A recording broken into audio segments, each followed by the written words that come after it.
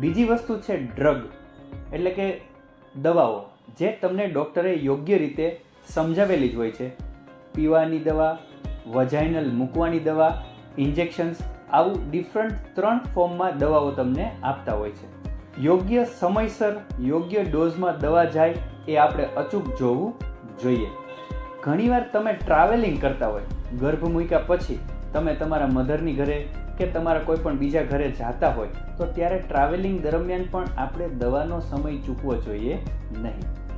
Injections પણ દાખલા તરીકે પ્રોજેસ્ટ્રોનના ઇન્જેક્શન હોય છે કે જે ડેઇલી દેવાના હોય છે. તે ઇન્જેક્શન યોગ્ય સમયે, એટલે કે ફોર એક્ઝામ્પલ એક દિવસ તમે સવારે આપ્યા, એક દિવસ સાંજે આપ્યા, વળી પાછા સવારે આપો, એવી રીતના ટાઈમનું ફ્લક્ચ્યુએશન ન કરવું જોઈએ.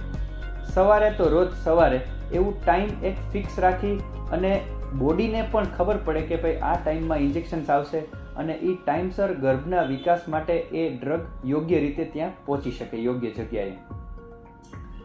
ડ્રગમાં ઘણીવાર તમને ગેસ થાય, કબજિયાત થાય તો તમે ડાયટમાં મેં જે ફેરફાર કીધા છે એ કરો, સાથે ડૉક્ટરને મળી યોગ્ય દવા પણ તમે લઈ શકો છો.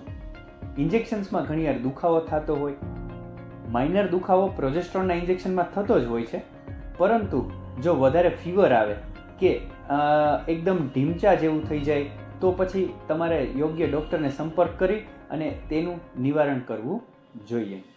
ઘણીવાર વજાઇનલ નીચે મૂકવાની દવામાં ખંજવાળ કેવું આવતું હોય તો પણ તમારે ડૉક્ટરને મળી એની ટ્રીટમેન્ટ કરાવડાવવી જોઈએ.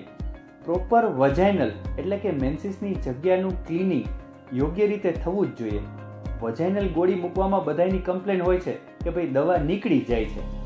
થોડીક તો દવા ઓગળીને નીકળવાની જ છે, એની ચિંતા કરવાની જરૂર નથી, પરંતુ જે દવા ઓગળીને ત્યાં ચોટી રહેતી હોય તેનું ક્લિનિંગ પ્રોપર વજાઇનલ વોશથી કરવું જરૂરી છે, એટલે કે વજાઇનલ હાઇજીન મેન્ટેન કરવી જોઈએ.